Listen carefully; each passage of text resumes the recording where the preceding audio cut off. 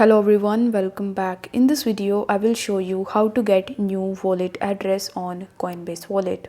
So in order to do it, you first need to launch your Coinbase wallet, and here you need to tap on the profile icon in the bottom right hand corner of the screen.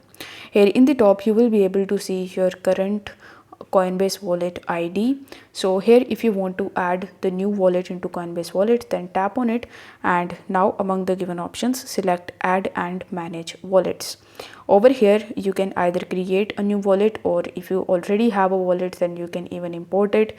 Here you can even add a new address. So since we want to get the new wallet address, you can select the add address option, and here you just have to press continue.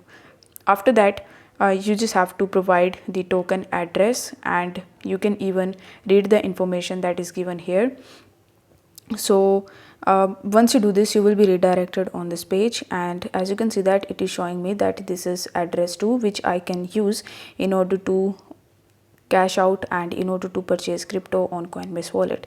Similarly, you can go to the add addresses section, and you can either create a new wallet and import a new one, and you can even go for the recovery phrase showing as well.